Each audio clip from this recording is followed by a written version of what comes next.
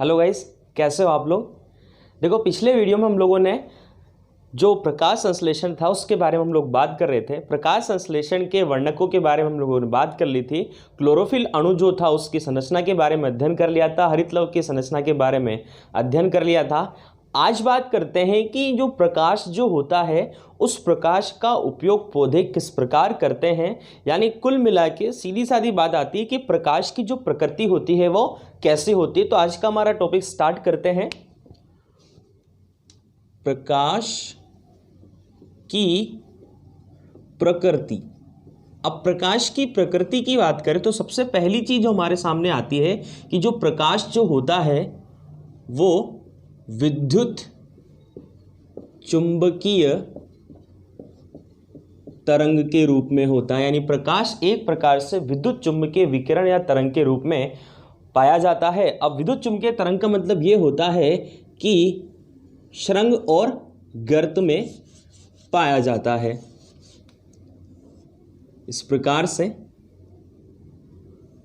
शृंग, गर्त, शृंग और गर्त यानी तरंग के रूप में पाया जाता है। और इसी प्रकार दो क्रमागत शृंग और गर्तों के बीच की जो दूरी होती है उसे तरंगदैर्घ्य कहते हैं। ये आयाम होता है, आप लोगों ने फिजिक्स में अच्छे से पढ़ा होगा।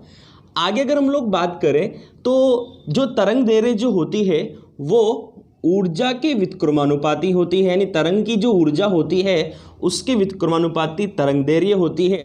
E inversely proportional to lambda. ठीक है, तो अगर हम लोग बात करें, अब देखो इससे ये पता लगता है कि जिस तरंगदैर्घ्य की यानी छोटी तरंगदैर्घ्य जिसकी होगी, जिसकी तरंगदैर्घ्य छोटी होगी, छोटी तरंगदैर्घ्य की जो ऊर्जा होगी वो सर्वाधिक होगी। जैसे कॉस्मिक किरणें,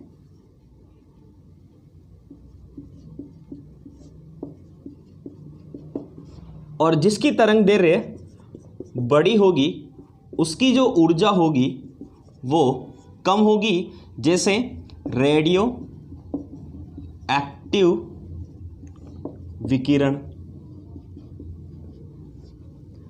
आगे अगर हम लोग बात करें विद्युत चुंबकीय तरंगों का जो दृश्यमान जो भाग होता है, विद्युत चुंबकीय जो तरंग होती है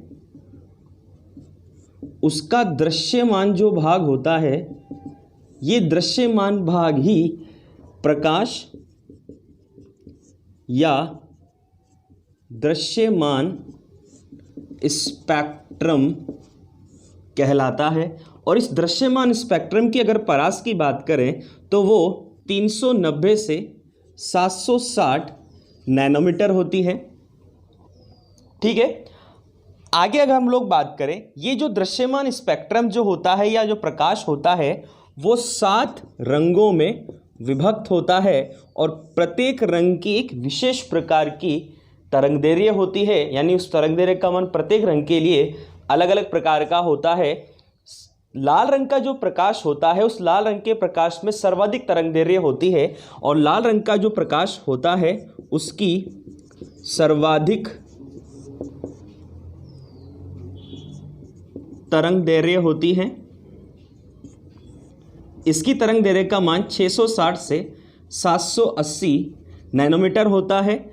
इसी प्रकार बैंगनी जो रंग होता है उस बैंगनी रंग की सबसे कम तरंगदैर्घ्य होती है और बैंगनी रंग के प्रकाश की जो तरंगदैर्घ्य जो होती है उसका मान जो होता है 390 से 430 नैनोमीटर होता है। देखो एक चीज और है, लाल रंग का जो प्रकाश होता है उससे अधिक तरंगदैर्घ्य का अगर प्रकाश होता है तो उसे कहा जाता है अवरक्त क्षेत्र। इंग्लिश में बोलें तो इंफ्रारेड। और अगर बैंगनी रंग का जो प्रकाश होता है उससे कम तरंगदैर्घ्य वाला प्रकाश अगर होता है तो उसे कहा जाता है पराबैंगनी क्षेत्र, या फिर इंग्लिश में बोलें तो अल्ट्रा वायलेट, शॉर्ट फॉर्म में यूवी। और इसे IR। अब अगर देखें इसके ग्राफ को देखें तो जैसे मान लो सपोज ये तरंग दैर्घ्य का प्रकाश है, तो 3 प्रकार का प्रकाश होता है। एक तो होता है UV, एक होता है विजिबल स्पेक्ट्रम और लास्ट में होता है इंफ्रारेड। तो विजिबल स्पेक्ट्रम की जो परास होती है वो 390 से 760 के बीच में होती है, यानी 390 से 760 के बीच का जो प्रकाश होता है वो दृश्य स्पेक्ट्रम या विजुअल स्पेक्ट्रम बोलते हैं। और यानी ये जो तरंग दैर्घ्य की जो परास होती है, इसी परास में प्रकाश संश्लेषण की क्रिया संपन्न होती है। उसके बाद इस 390 से कम का जो प्रकाश होता है वो अल्ट्रावायलेट या पराबैंगनी क्षेत्र कहलाता है, और 760 से अधिक तरंग दैर्घ्य का अगर प्रकाश होता है तो उसे अवरक्त क्षेत्र या इंफ्रारेड कहा जाता है। आगे बात करें, प्रकाश जो होता है उस प्रकाश में कुछ विशेष प्रकार के उच्च ऊर्जा वाले कण उपस्थित होते हैं जिन्हें फोटोन कहा जाता है। जो फोटोन जो होते हैं, इन फोटोन की जो ऊर्जा होती है उसे क्वांटम कहते हैं।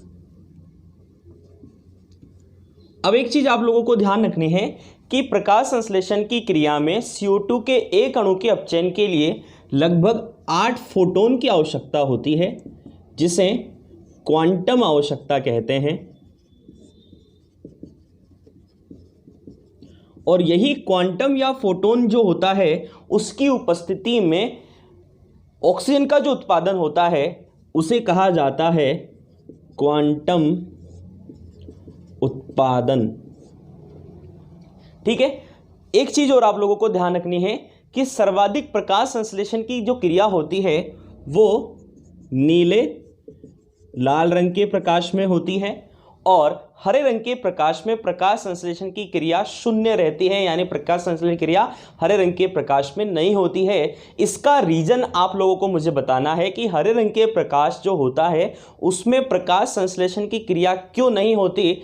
आप लोग मुझे कमेंट करिए और इसका आंसर कमेंट में बताइए। अब बात करते हैं प्रकाश संश्लेषण की क्रियाविधि की। प्रकाश संश्लेषण की क्रियाविधि। Mechanism of photosynthesis. देखो, प्रकाश संश्लेषण की क्रियाविधि की बात करें तो उसके कुछ तथ्य हैं, उन तथ्यों के आधार पर हम लोग उसको डिटेल से पढ़ेंगे। सबसे पहली चीज, पहला पॉइंट हमारे पास आता है, पहला तथ्य ये हमारे पास आता है कि जो प्रकाश संश्लेषण की जो क्रिया होती है उस प्रकाश संश्लेषण की क्रिया में क्लोरोफिल और अन्य सहायक वर्णक जो होते हैं वो सूर्य के प्रकाश की ऊर्जा को ग्रहण करते हैं, और ग्रहण करने के पश्चात प्रकाश का उपस्थिति में, यानी प्रकाश जो होता है उस प्रकाश की उपस्थिति में जल का प्रकाशिक अपघटन होता है, जिसके फलस्वरूप जैसे जल का अगर प्रकाशिक अपघटन होता है तो उससे H+ आयन, ऑक्सीजन और 2 इलेक्ट्रॉन निकलते हैं। तो ये तीनों चीजें हमें जल के प्रकाशिक अपघटन से प्राप्त होती हैं। दूसरा तथ्य यह आता है कि ये जो इलेक्ट्रॉन जो होता है, इस इलेक्ट्रॉन का जो प्रवाह होता है वो जो प्रकाश तंत्र जो होता है उस प्रकाश तंत्र में विभिन्न प्रकार के ग्राही होते हैं।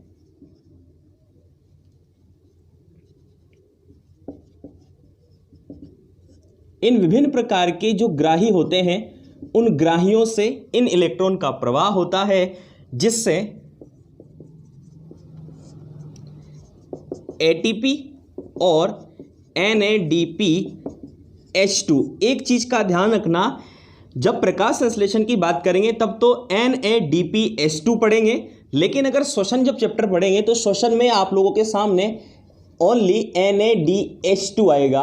तो ये श्वसन में जब श्वसन हम पढ़ेंगे तब आपको NADH2 लिखना है। अगर प्रकाश संश्लेषण पढ़ते हैं तो ये P ध्यान रखना है, फोटोसिंथेसिस यानी NADPH2। इसका मतलब ये है, इसकी फुल फॉर्म की बात करें तो निकोटिनामाइड एडिनोसिन डाइफॉस्फेट होता है। इसकी full form nicotinamide adenosine diphosphate. ठीक है, आगे अगर बात करें तो ये एटीपी और NADPH2 के रूप में ऊर्जा संचित होती है, उसका संचय होता है ऊर्जा का। अब ये तीसरा तथ्य जो हमारे पास आएगा, यही उच्च ऊर्जा वाले अणु या जो पदार्थ होते हैं यानी ATP और NADPH2, ये CO2 जो होती है उसका अपचयन करते हैं, जिसमें इस ऊर्जा का उपयोग होता है। यानी CO2 के अपचयन के लिए ये जो संश्लेषित जो ऊर्जा है या संचित जो ऊर्जा है उसका उपयोग किया जाता है। और प्रकाश संश्लेषण की क्रिया में जल जो होता है यानी CO2 H2O जो होता है, जल जो होता है उसका ऑक्सीकरण होता है और CO2 जो होता है उसका अपचयन होता है। और यही रेडॉक्स रिएक्शन होती है, ऑक्सीकरण अपचयनकारी जो अभिक्रिया होती है वही प्रकाश संश्लेषण की अभिक्रिया होती है। यानी प्रकाश संश्लेषण क्रिया में ऑक्सीकरण और अपचयन दोनों एक साथ कंप्लीट होते हैं, रेडॉक्स रिएक्शन कंप्लीट होती है। अब इसके बाद बात करते हैं, जो प्रकाश संश्लेषण की जो क्रिया होती है वो 2 चरणों में पूर्ण होती है। यानी प्रकाश संश्लेषण की क्रिया में पहला चरण जो हमारे पास आता है वो प्रकाशिक अभिक्रिया का आता है और दूसरा जो चरण आता है हमारे पास वो आता है अप्रकाशिक अभिक्रिया का। अगर इसको चार्ट से समझने की ट्राई करें तो देखो भाई, ये प्रकाश संश्लेषण को 2 प्रकार होते हैं। पहला प्रकार होता है प्रकाशिक अभिक्रिया और दूसरा होता है अप्रकाशिक अभिक्रिया। प्रकाशिक अभिक्रिया जो होती है उसमें 2 चरण को सम्मिलित किया गया है। एक तो किया गया है चक्रीय फास्फोरिलीकरण और एक अचक्रीय फास्फोरिलीकरण। अप्रकाशिक अभिक्रिया जो होती है उसमें हम लोग 3 चक्र के बारे में बात करेंगे। यानी ये तो प्रकाश की उपस्थिति में होगा और ये प्रकाश की अनुपस्थिति में होगा। पहला जो चक्र हमारे पास आता है उसे कहते हैं कैल्विन बेंसन चक्र और इसे C3 चक्र कहते हैं, क्योंकि इस चक्र में बनने वाला प्रथम स्थायी उत्पाद जो होता है वो 3 कार्बन वाला होता है। दूसरा जो चक्र है वो है हेश स्लैक चक्र, जिसे C4 चक्र कहा जाता है। और एक तीसरा चक्र हमारे पास आता है CAM साइकिल, इसकी फुल फॉर्म है क्रेसुलेशन एसिड मेटाबॉलिज्म। हिंदी में बोलें तो क्रेसुलेशन अम्ल उपापचय चक्र। तो ये अप्रकाशिक अभिक्रिया और ये प्रकाशिक अभिक्रिया, इन सब के बारे में डिटेल से बात करेंगे। इससे पहले इसको एक डायग्राम से समझने का प्रयास करते हैं। अब देखो, प्रकाश संश्लेषण की जो क्रिया है उसको आरेख से समझने का प्रयास करते हैं। देखो, प्रकाशिक यानी प्रकाश संश्लेषण जो क्रिया होती है वो 2 प्रकार की होती है। यानी उसको प्रकाश संश्लेषण क्रिया को 2 चरणों में बांटा गया है। इसका जो पहला चरण जो होता है वो हमारे पास होता है प्रकाशिक अभिक्रिया और दूसरा चरण होता है अप्रकाशिक अभिक्रिया। देखो, प्रकाशिक जो अभिक्रिया होती है वो हरित लवक जो होता है उसके ग्रेना भाग में संपन्न होती है और अप्रकाशिक अभिक्रिया जो होती है वो हरित लवक के स्ट्रोमा भाग में संपन्न होती है। हम लोगों ने हरित लवक की संरचना के बारे में बात कर ली। जिन्होंने हरित लवक की संरचना नहीं पढ़ी हो वो पिछला वीडियो जाकर देख लें। अब देखो, प्रकाशिक जो अभिक्रिया जो होती है, इस प्रकाशिक अभिक्रिया में होता क्या है, सीधा साधा कि ये सूर्य का प्रकाश और इस सूर्य के प्रकाश की उपस्थिति में जल का प्रकाशिक अपघटन होता है। ये जल, इस जल का प्रकाशिक अपघटन हुआ और ये टूट गया इन कंपाउंड में, यानी 2H+ ऑक्सीजन निकल गई और 2 इलेक्ट्रॉन निकल गए। अब ये जो इलेक्ट्रॉन जो होते हैं, ये इलेक्ट्रॉन विभिन्न इलेक्ट्रॉन ग्राहियों में प्रवाहित होते हैं और इनके प्रवाह के कारण दो प्रकार की क्रियाएं यहां पर संपन्न होती है। प्रकाशिक अभिक्रिया जिसको हमने दो भागों में बांटा गया है, चक्रीय व अचक्रीय फास्फोरिलीकरण। और इसके साथ साथ यहां पर यह क्रिया संपन्न होने के बाद अब आगे क्या कंडीशन आती है कि यहां पर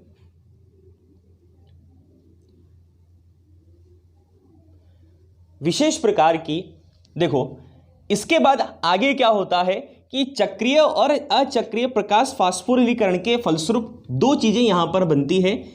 एक तो बनता है एटीपी और एक बनता है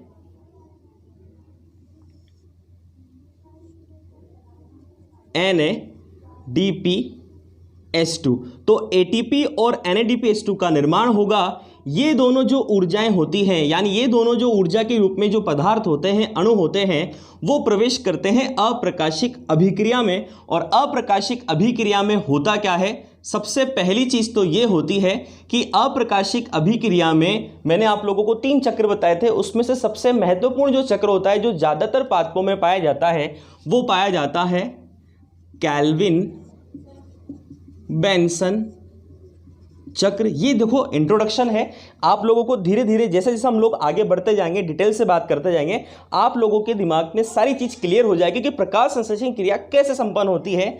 भाई प्रकाशिक अभिक्रिया में ये सारी चीजें होंगी, इन सारी चीजों के फलस्वरूप ये दोनों पदार्थ बनेंगे और ये दोनों पदार्थ प्रवेश करेंगे स्ट्रोमा भाग में, जहां पर अप्रकाशिक अभिक्रिया संपन्न होगी। और इस अप्रकाशिक अभिक्रिया जो होती है उसमें कैल्विन बेंसन चक्र कंप्लीट होता है। और इस कैल्विन बेंसन चक्र में होता क्या है कि RUDP राइबुलोज डाइफॉस्फेट बात करेंगे। ये राइबुलोज डाइफॉस्फेट जो होता है वो वायुमंडल से आने वाली जो CO2 होती है उस CO2 से क्रिया करता है और क्रिया कर बनाता है प्रथम स्थायी उत्पाद जिसे कहते हैं फास्फोग्लिसरिक एसिड 3PGA। यानी ये 3 कार्बन वाला अणु प्रथम स्थायी उत्पाद बनता है जिसे फास्फोग्लिसरिक एसिड कहा जाता है। और ये फास्फोग्लिसरिक एसिड विभिन्न चक्रों में होता हुआ आगे जाकर C6H12O6 यानी कुल मिला के शर्करा या कार्बोहाइड्रेट का निर्माण करता है, ग्लूकोज के रूप में कार्बोहाइड्रेट का निर्माण करता है। और इस प्रकार यहाँ पर सूर्य के प्रकाश की उपस्थिति में हरित लवक में सारी क्रियाएं हो रही है। तो सूर्य के प्रकाश की उपस्थिति में जल और CO2 जो है, उस जल और CO2 से किसका निर्माण हो रहा है, ग्लूकोज का निर्माण हो रहा है। यही सारी क्रियाएं हैं, ठीक है। और इसी पूरी प्रक्रिया को हमें डिटेल से पढ़ना है और इस पूरी प्रक्रिया में कहां कहां ATP और NADH2 का उपयोग होता है उसके बारे में बात करनी है। अब एक चीज और ध्यान रखनी है आप लोगों को कि यहां पर चक्रीय और अचक्रीय फास्फोरिलीकरण जो क्रिया होती है उसमें विशेष प्रकार के इलेक्ट्रॉन ग्राही या हाइड्रोजन ग्राही होते हैं। जो जैसे ATP जो होता है, ये ATP का जो ग्राही अणु जो होता है वो होता है ADP। और NADPH2 जो होता है, उस NADPH2 जो अणु होता है इसका ग्राही अणु होता है NADP, ठीक है। अब जैसे अगर बात करें, जैसे ये ATP जो होता है, ATP को बोलते हैं एडिनोसिन ट्राइफॉस्फेट। जब ये टूटता है तो ADP यानी एक फास्फेट निकल गया और एक इनऑर्गेनिक फास्फेट से निकल जाता है, तो ये IP का मतलब होता है इनऑर्गेनिक फास्फेट। तो ATP किस में चेंज होगा, ADP में। अब ये ADP जो होगा एक प्रकार से हाइड्रोजन ग्राही हो गया और ये फास्फेट अणु को ग्रहण करके ATP में चेंज हो जाएगा। इसी प्रकार NADPH2 अब किसी किसी बुक में इस प्रकार से मिलेगा और किसी किसी बुक में NADPHH+ के रूप में मिल जाएगा। तो आप लोग कंफ्यूज ना हो, ये बात वही है। तो NADPH2 जो होता है ये अगर टूटता है तो NADPH+ में टूट जाता है। तो ये चीज़ आप लोग ध्यान रखें। देखो एक चीज़ और ध्यान रखनी है कि जब ये ATP और NADH2 जब प्रकाशिक अभिक्रिया में बन जाते हैं और जब ये अप्रकाशिक अभिक्रिया को स्टार्ट करवाते हैं यानी स्ट्रोमा भाग में प्रवेश करते हैं, एंटर करते हैं, तो उसके बाद ये एटीपी और एनएडीएच2 जो होता है इन ऊर्जाओं का उपयोग करें। ये एक प्रकार से स्वांगीकारी शक्तियाँ होती हैं और इनका उपयोग करने के बाद ये जो होते हैं ये एडीपी, एनएडीपी और इनऑर्गेनिक फास्फेट, यानी एडीपी से अगर एक फास्फेट निकल जाता है तो इनऑर्गेनिक फास्फेट के रूप में निकलता है। एनएडीपीएस2 जो होता है उससे हाइड्रोजन अगर निकल जाता है तो वो एनएडीपी के रूप में बचता है। तो ये इन ग्राहियों के रूप में वापस सही मिल जाता है और यही ग्राही इलेक्ट्रॉन को वापस ग्रहण करके वापस प्रकाशिक अभिक्रिया को स्टार्ट करते हैं। अब एक चीज़ और ध्यान रखनी है कि प्रकाशिक जो अभिक्रिया होती है इसमें ऑक्सीजन का निर्माण होता है। तो ये ध्यान रखना कि प्रकाश संश्लेषण जो होता है उस प्रकाश संश्लेषण की कौन सी अभिक्रिया में ऑक्सीजन का निर्माण होता है, तो प्रकाशिक अभिक्रिया में। तो दोबारा समझो, पूरी प्रकाश संश्लेषण की क्रिया इसी चक्र पर बेसिस अगर आपको ये समझ में आ गया तो पूरी प्रकाश संश्लेषण क्रिया समझ में आ गई। सबसे पहली चीज आप लोगों को ध्यान रखनी है कि जो जल जो होता है वो प्रकाश की उपस्थिति में उसका प्रकाशिक अपघटन होता है, जिसके फलस्वरूप इलेक्ट्रॉन, ऑक्सीजन और H+ आयन निकलते हैं। ये H+ आयन और इलेक्ट्रॉन जो होते हैं इनका प्रवाह प्रकाशिक तंत्र में होता है, वो हम बात करेंगे कैसे होता है। तो प्रवाहित होता हुआ चक्रीय और अचक्रीय फास्फोरीकरण क्रिया को संपन्न करने के पश्चात एटीपी और एनएडीएच2 का निर्माण होता है। ये एटीपी और एनएडीएच2 जो होते हैं वो एंटर करते हैं स्ट्रोमा भाग में, जहां पर अप्रकाशिक अभिक्रिया संपन्न होती है, यानी प्रकाश की अनुपस्थिति में होने वाली अभिक्रिया जो होती है वो अप्रकाशिक अभिक्रिया कहलाती है।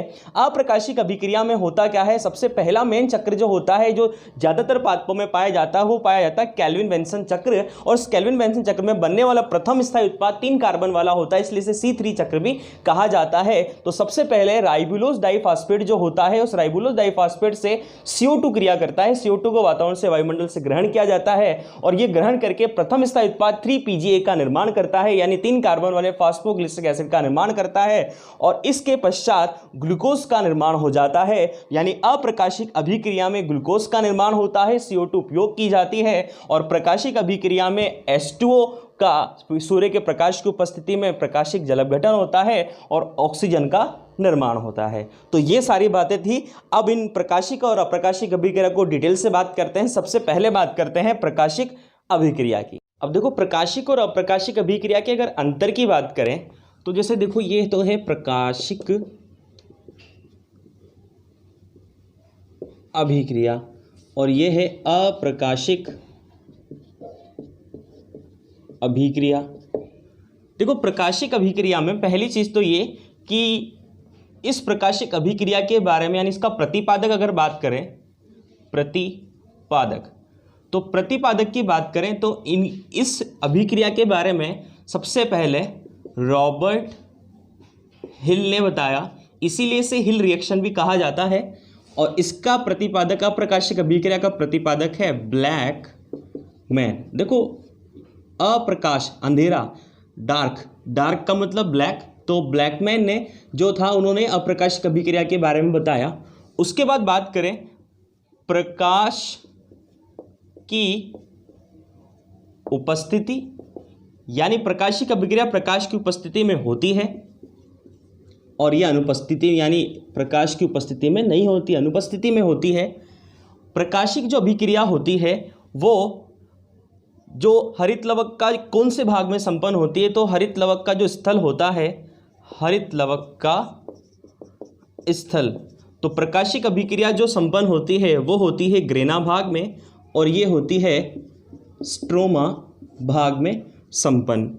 उसके बाद प्रकाशिक अभिक्रिया जो होती है, इस अभिक्रिया में ऑक्सीजन का निर्माण होता है और इस अभिक्रिया में CO2 का अपचयन होता है, जिससे कार्बोहाइड्रेट के रूप में ग्लूकोज का निर्माण होता है। दूसरी बात करें, इसका जो क्यूटेन होता है वो एक होता है, यानी ताप का कोई प्रभाव नहीं होता। मैंने आपको बताया था क्यूटेन का मतलब होता है कि 10 डिग्री सेंटीग्रेड तापमान पर प्रकाश संश्लेषण की अभिक्रिया, अगर इसका क्यूटेन का मान 2 होता तो दुगनी हो जाती। 1 है, इसका मतलब कोई प्रभाव नहीं पड़ेगा, और यहाँ पर क्यूटेन का मान 2 से 3 हो जाता है। इसका मतलब ये है कि 10 डिग्री सेंटीग्रेड तापमान अगर बढ़ता है तो प्रकाश संश्लेषण की जो क्रिया होती है वो 2 से 3 गुना बढ़ जाती है। आगे अगर हम लोग बात करते हैं प्रकाशिक जो अभिक्रिया जो होती है उसमें एटीपी और NADPH2 जो होता है उसका निर्माण होता है और अप्रकाशिक जो अभिक्रिया होती है उसमें एटीपी व NADPH2 जो होता है उनका उपयोग होता है। मैंने आप लोगों को जो फ्लो चार्ट था, जो डायग्राम था, उस डायग्राम से समझाया था आप लोगों को। तो ये सारी चीज़ें आप लोगों को ध्यान रखनी है कि प्रकाशिक अभिक्रिया में क्या होता है, अप्रकाशिक अभिक्रिया में क्या होता है। एक चीज़ और ध्यान रखनी है कि प्रकाशिक अभिक्रिया में जो जल होता है उस जल का प्रकाशिक अपघटन होता है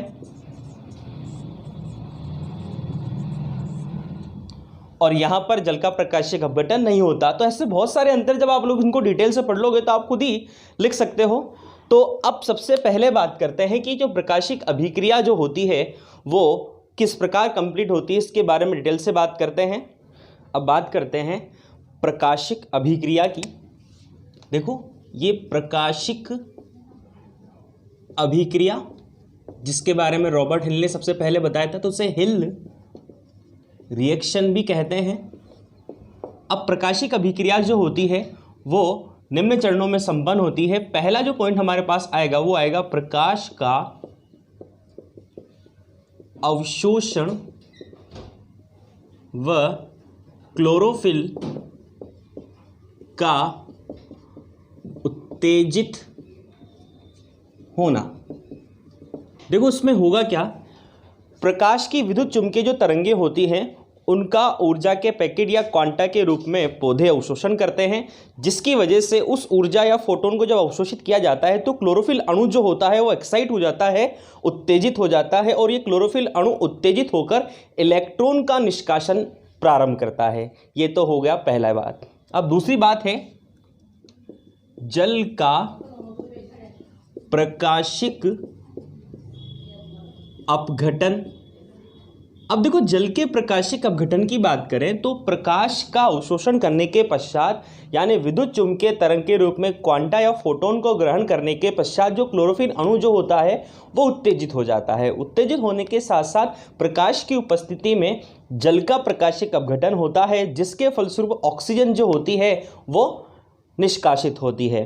तो होता कैसे है उसके बारे में बात करते हैं। जैसे सपोज 4H2 यानी 4 जल के अणु हैं, तो ये अगर डिवाइड होंगे तो 4H प्लस 4OH नेगेटिव। इस 4OH नेगेटिव को यहाँ लिया तो ये चेंजेस जो होगा, इसमें चेंजेस जो होगा वो 4OH प्लस 4 इलेक्ट्रॉन यहाँ से बाहर निकल गए। अब इस 4OH को वापस लिया और ये 4OH जो होगा 2H2O प्लस O2। अब इसके बाद अगर हम बात करें तो ये 4OH नेगेटिव कट जाएगा और इसके बाद बची खुची जो चीज़ है उसको हम लिख सकते हैं, ये भी कट गया। 4H2O 4H plus 2H2O O2 4 electron. इसको इस तरीके से भी लिख सकते हैं 2H2O यानी इसका हाफ कर दिया, 2H प्लस यहाँ पर H2O O2 4 इलेक्ट्रॉन्स। ठीक है। अब एक चीज़ और आप लोगों को ध्यान रखनी है यहाँ पर, इसका अब आपकी जो बुक है उस बुक में ये लिख रखा है, यानी आपकी जो बुक है उसमें ये रिएक्शन इस प्रकार है।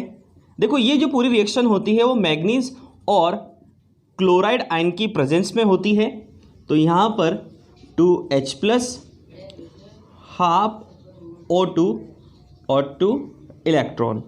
तो ये आपकी बुक की रिएक्शन है और ये मैंने आपको पूरा कंप्लीट समझा दिया है कि जल का प्रकाशिक अपघटन इस प्रकार होता है और जल के प्रकाशिक अपघटन के फलस्वरूप जो ऑक्सीजन होती है वो प्रकाशिक अभिक्रिया में बात कर रहे हैं। तो प्रकाशिक अभिक्रिया में ऑक्सीजन निष्कासित जल के प्रकाशिक अपघटन के फलस्वरूप होती है। और इसी चीज़ से हमें ये पता लगता है कि वास्तव में प्रकाश संश्लेषण अभिक्रिया में जो ऑक्सीजन निकलती है वो जल से निकलती है, ना कि CO2 से, यानी H2O से निकलती है, ना कि CO2 से। ठीक है, आगे बात करते हैं। तीसरा चरण जो हमारे पास होता है वो होता है NADPH2 का निर्माण। देखो एक चीज़ ध्यान रखनी है, NADPH2 के निर्माण की अगर हम लोग बात करें तो जो थाइलेकाइड की जो झिल्ली होती है उसकी सतह की ओर यानी थाइलेकाइड की झिल्ली के स्ट्रोमा वाले जो भाग होता है उस सतह की ओर NADPH2 का निर्माण होता है देखो जल का जो प्रकाशिक अपघटन होता है उसके फलस्वरूप जो 4H+ आयन जो निकलते हैं, ये 4H+ आयन जो होते हैं उन्हें NADP द्वारा अपचयित कर लिया जाता है और NADP द्वारा अपचयित करने के फलस्वरूप NADPH2 का निर्माण होता है। तो कुल मिला के जल के जो दो अणु होते हैं उन दो अणुओं का प्रकाशिक अपघटन होता है, यानी जल के दो अणुओं के प्रकाशिक अपघटन के फलस्वरूप दो NADPH2 अणु का निर्माण होता है। और ये जो NADPH2 अणु जो निर्मित होते हैं इनका उपयोग CO2 के अपचयन में किया जाता है। और दूसरी बात आप लोगों को ये ध्यान रखनी है कि इस क्रिया में जो 4 इलेक्ट्रॉन जो निकलते हैं, यानी इस क्रिया में जो 4 इलेक्ट्रॉन जो होते हैं वो 4 इलेक्ट्रॉन PS फर्स्ट, अब ये बात करेंगे PS फर्स्ट क्या होता है, फोटोसिंथेसिस फर्स्ट जो होता है उसके अभिक्रिया केंद्र से ये इलेक्ट्रॉन उत्सर्जित होते हैं, तो वो आगे बात करेंगे। आप लोगों को बस इतना ध्यान रखना है कि प्रकाशिक अभिक्रिया में NADPH2 अणु का निर्माण होता है और ATP का भी निर्माण होता है। वो कैसे होता है वो आगे बात करेंगे। देखो चौथा चरण हमारे पास आता है प्रकाश फास्फोरिलीकरण। देखो इस प्रकाश फास्फोरिलीकरण में होता क्या है कि सूर्य की प्रकाश की ऊर्जा का अवशोषण करके क्लोरोफिल अणु उत्तेजित हो जाता है और उत्तेजित होने के फलस्वरूप ये इलेक्ट्रॉन का उत्सर्जन करता है। ये इलेक्ट्रॉन जो होते हैं विभिन्न इलेक्ट्रॉन ग्राहियों से स्थानांतरित होते हैं और इलेक्ट्रॉन के स्थानांतरण के फलस्वरूप ऊर्जा मुक्त होती है। और ये जो ऊर्जा मुक्त होने वाली जो ऊर्जा होती है इस ऊर्जा के द्वारा ATP का संश्लेषण होता है और इस ATP के संश्लेषण के फलस्वरूप संश्लेषण जो होता है इस क्रिया के कारण ही इसे प्रकाश फास्फोरिलीकरण कहा जाता है, क्योंकि यहाँ पर फास्फोरिलीकरण का मतलब होता है फास्फेट अणु का जुड़ना। तो जब ATP का निर्माण होगा तो कैसे होगा, यानी ADP जो होगा वो एक फास्फेट को ग्रहण करके ATP का निर्माण करेगा, यानी एक इनऑर्गेनिक फास्फेट को ग्रहण करके ATP का निर्माण करेगा। तो एडिनोसिन डाइफास्फेट एडिनोसिन ट्राइफास्फेट में चेंज होगा, तो इसे कहा जाता है प्रकाश फास्फोरिलीकरण। ठीक है, आगे बात करते हैं। देखो दो चीजों के बारे में मैंने आप लोगों को पहले भी बताया जाता है। एक तो होता है red drop effect. Red drop effect जो होता है उसमें यह होता है अगर 680 नैनोमीटर से ज्यादा तरंग दैर्ध्य का प्रकाश अगर किसी पौधे पर डाला जाता है तो उसकी प्रकाश संश्लेषण की दर कम हो जाती है, यानी प्रकाश संश्लेषण की दर बिल्कुल ही बहुत कम हो जाती है, तो उसे रेड ड्रॉप इफेक्ट या लाल पतन कहा जाता है। इसी प्रकार इमर्सन प्रभाव में होता क्या है कि 680 नैनोमीटर से ज़्यादा और कम तरंग दैर्ध्य का प्रकाश अगर एक साथ डाला जाता है तो यही प्रकाश संश्लेषण की दर अचानक से बढ़ जाती है, तो उसे इमर्सन प्रभाव कहा जाता है। अब बात करते हैं प्रकाश वर्णक तंत्र की। प्रकाश वर्णक तंत्र, देखो प्रकाश वर्णक तंत्र की बात करें तो कुछ विशेष प्रकार के वर्णक पाए जाते हैं जो प्रकाश ऊर्जा को ग्रहण करते हैं या फोटोन को ग्रहण करते हैं, जिन्हें वर्णक तंत्र कहा जाता है।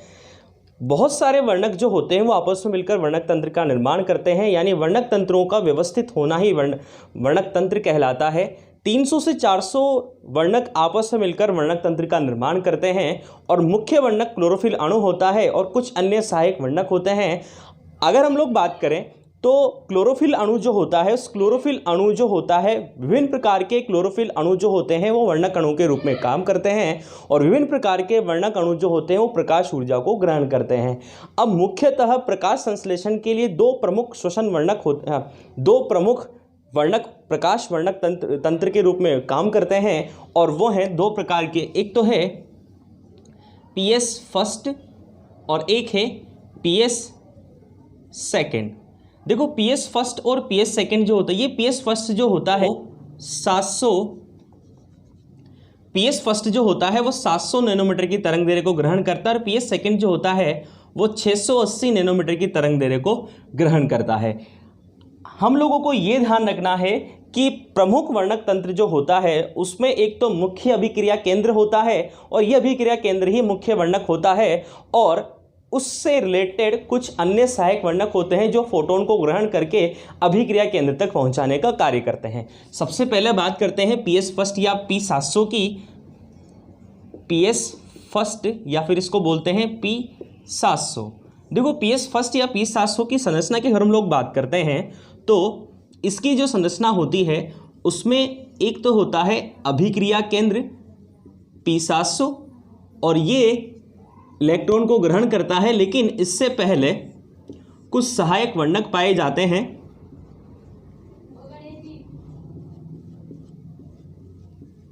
जैसे अगर हम लोग बात करें तो P600 660, P 670, P 680 और P 690 और P 700। तो ये कहलाते हैं एंटीना अणु। और एंटीना अणु जो होते हैं इन्हें सहायक वर्णक अणु भी कहा जाता है। और ये होता है रिएक्शन सेंटर या अभिक्रिया केंद्र।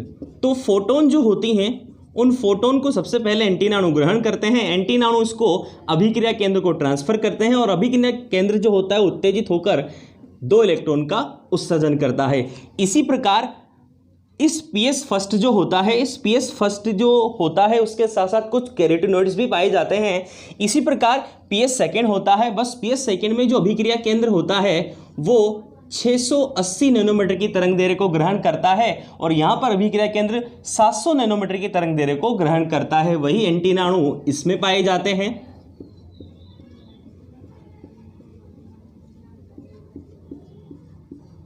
और ये स्टार्ट होंगे P 640, P 650, P 660 और P 670। ये एंटीना अणु और ये अभिक्रिया केंद्र जो होगा वो इलेक्ट्रॉन का उत्सर्जन करेगा और ये कहलाएगा अभिक्रिया केंद्र और ये एंटीना अणु या फिर सहायक अणु। और ये होगा पीएस सेकेंड और ये पीएस फर्स्ट या फिर P 700 और ये P 680। अब पीएस फर्स्ट और पीएस सेकेंड की क्रिया विधि की अगर बात करें तो पीएस फर्स्ट की जो क्रिया विधि होगी इसमें सबसे पहले होगा क्या, ये फोटोन, इन फोटोन को सबसे पहले एंटीना अणु ग्रहण करेंगे और एंटीना अणु कहाँ पहुँचा देंगे, अभिक्रिया केंद्र पर, यानी P 700 या फिर पीएस फर्स्ट में पहुंचा देंगे। और पीएस फर्स्ट से इन इलेक्ट्रॉन यानी जो 2 इलेक्ट्रॉन होंगे उन 2 इलेक्ट्रॉन का उत्सर्जन होगा और इन इलेक्ट्रॉन को सबसे पहले FeS जो प्रोटीन होती है वो ग्रहण कर लेती है। उसके बाद FeS प्रोटीन भी इन इलेक्ट्रॉन को त्याग देता है और त्यागने के पश्चात इन इलेक्ट्रॉन को ग्रहण किया जाता है फेरिडोक्सिन। और फेरिडोक्सिन जो होगा वो इलेक्ट्रॉन को उत्सर्जित करेगा जिन्हें NADP जो होगा वो ग्रहण करेगा और NADP जो होगा वो अपचयित अवस्था में आ जाएगा, इलेक्ट्रॉन ग्रहण करने से अपचयित अवस्था में आ जाएगा। और उसके बाद जो जल का अणु होगा उस जल के अणु से निकलने वाले 2H+ आयन जो होंगे उनको NADP हाइड्रोजन ग्राही के रूप में वर्क करता है और NADP जो होगा वो इन 2H+ आयनों को ग्रहण करके NADPH2 का निर्माण करेगा। और ये NADPH2 जो होता है वो इसका मुख्य उत्पाद होता है पीएस फर्स्ट का। और एक चीज़ आप लोगों को और ध्यान रखनी है कि पीएस फर्स्ट में जल का प्रकाशिक अपघटन नहीं होता है। तो इसका मतलब जल का प्रकाशिक अपघटन नहीं होता है तो मैग्नीज और क्लोराइड आयन यहाँ पर कोई वर्क नहीं करेंगे और मैग्नीज और क्लोराइड आयन का यहाँ पर कोई काम नहीं होगा क्योंकि जल का प्रकाशिक अपघटन यहाँ पर नहीं होता है। अब इसके बाद हम लोग बात करते हैं तो पीएस जो सेकेंड होता है उसमें वही ये फोटोन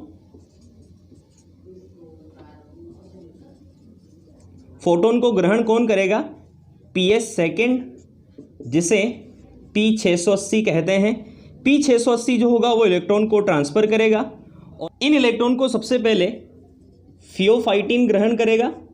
फियोफाइटिन से ये इलेक्ट्रॉन प्लास्टोक्विनोन के पास जाएंगे, प्लास्टोक्विनोन से ये साइटोक्रोम B6 यानी प्लास्टोक्विनोन से इलेक्ट्रॉन को कौन ग्रहण करेगा, साइटोक्रोम B6। साइटोक्रोम B6 से इन इलेक्ट्रॉन को साइटोक्रोम F ग्रहण करता है और साइटोक्रोम F से इन इलेक्ट्रॉन को प्लास्टोसाइनिन, PC का मतलब प्लास्टोसाइनिन, PQ का मतलब प्लास्टोक्विनोन, प्लास्टोसाइनिन ग्रहण करता है। प्लास्टोसाइनिन से ये इलेक्ट्रॉन जो होते हैं उनको ग्रहण कर लेता है पीएस फर्स्ट यानी P 700। तो इस तरीके से यहाँ पर PC जो होता है यानी प्लास्टोसाइनिन जो होता है वो पीएस फर्स्ट और पीएस सेकेंड दोनों के बीच की योजक कड़ी होता है क्योंकि फोटोन को ग्रहण करने में कौन कर रहा था, पीएस सेकेंड, लेकिन यहाँ पर ट्रांसफर इलेक्ट्रॉन कहाँ पर हो जाते हैं, पीएस फर्स्ट में। तो पीएस सेकेंड जो होता है वो चक्रीय अभिक्रिया जो होती है उसमें वर्क करता है और पीएस फर्स्ट जो होता है वो चक्रीय और अचक्रीय दोनों अभिक्रियाओं में वर्क करता है। और इस प्रकार से ये हमारी पीएस फर्स्ट और पीएस सेकेंड की संरचनाएं और इनसे संबंधित ये क्रियाविधि संपन्न होती है। अब बात करते हैं प्रकाश फास्फोरिलीकरण की। प्रकाश फास्फोरिलीकरण, जिसे इलेक्ट्रॉन परिवहन श्रृंखला भी कहते हैं। इंग्लिश में अगर बोलें तो फॉस्फोरिलेशन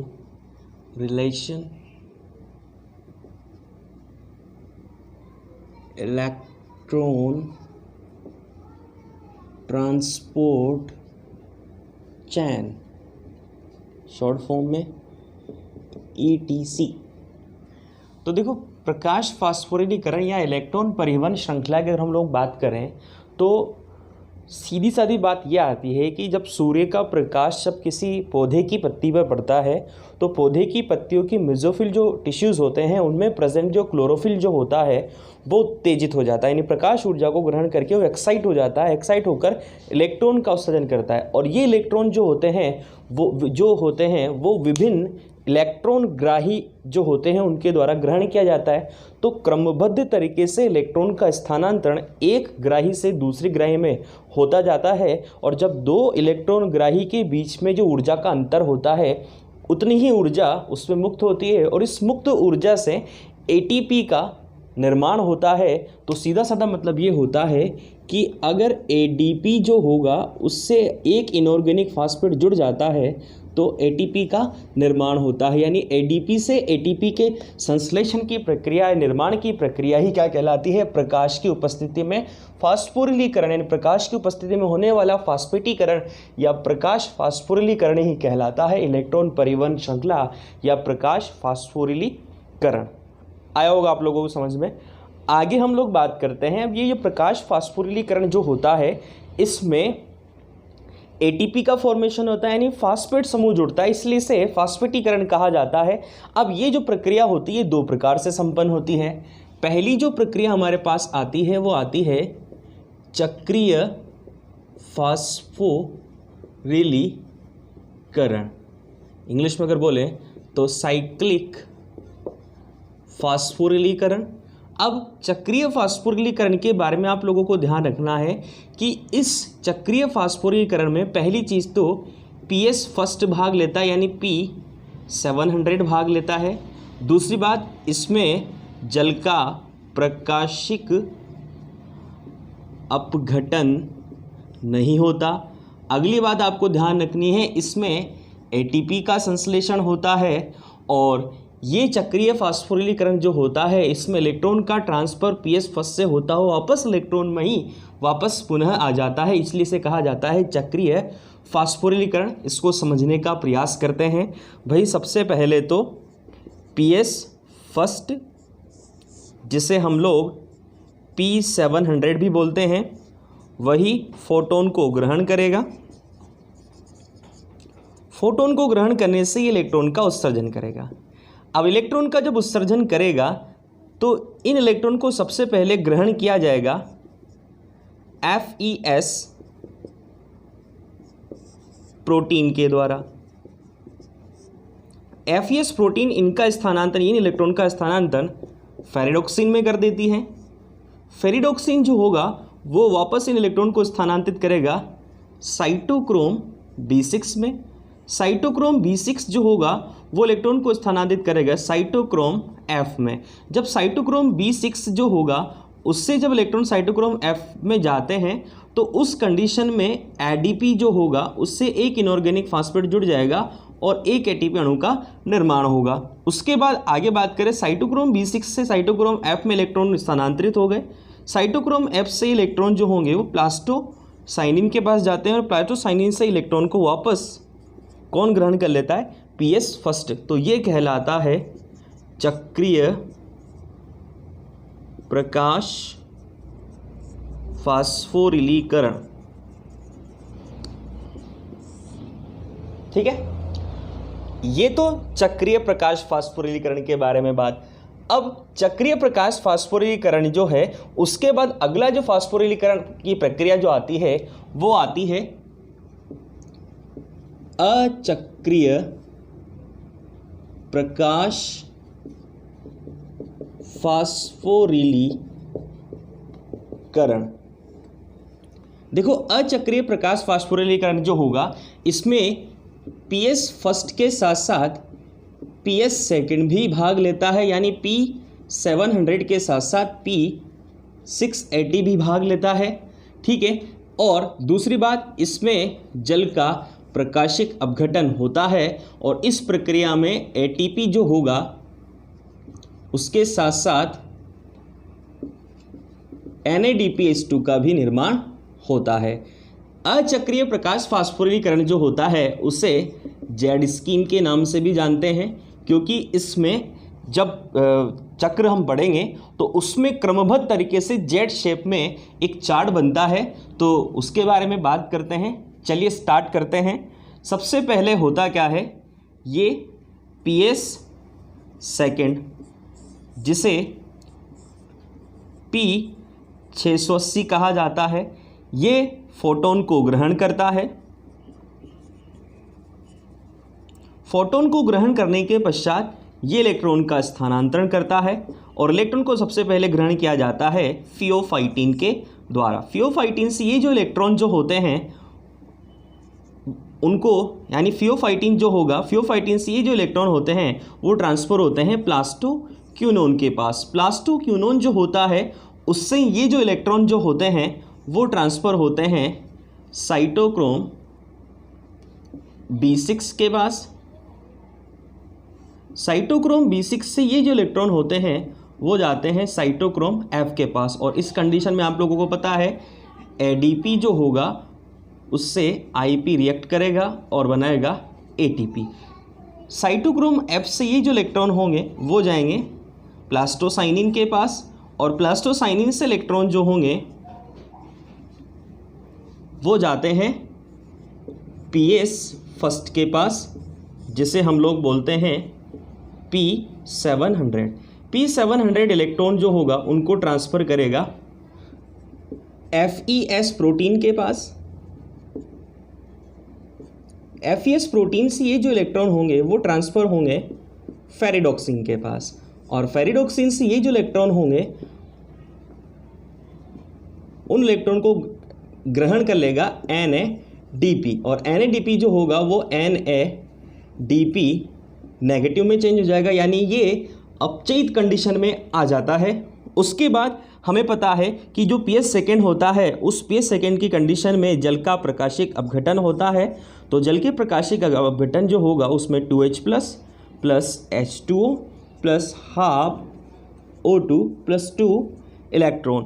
तो ये जो 2H प्लस आयन जो होंगे उनको कौन ग्रहण कर लेगा, NADP नेगेटिव, और NADP नेगेटिव ग्रहण करके NADPH2 का निर्माण कर लेता है। और ये NADPH2 जो होंगे तो यहाँ पर हमें दिखाई दे रहा है कि ये एक तरह से जेड शेप में बन रहा है, इसलिए से जेड स्कीम कहा जाता है। यहाँ पर जल का प्रकाशक अपघटन होता है। दूसरी बात, ATP और NADPH2 का निर्माण होता है, और इस अचक्रीय प्रकाश फास्फोरिलीकरण में इलेक्ट्रॉन जो हैं वो वापस PS सेकंड के पास नहीं आते हैं, ये NADPH2 द्वारा ग्रहण कर लिए जाते हैं। इस वजह से इसे अचक्रीय प्रकाश फास्फोरिलीकरण कहा जाता है। और दूसरी बात हमारे पास ये आती है कि यहाँ पर PS फर्स्ट और PS सेकंड दोनों ही भाग लेते हैं।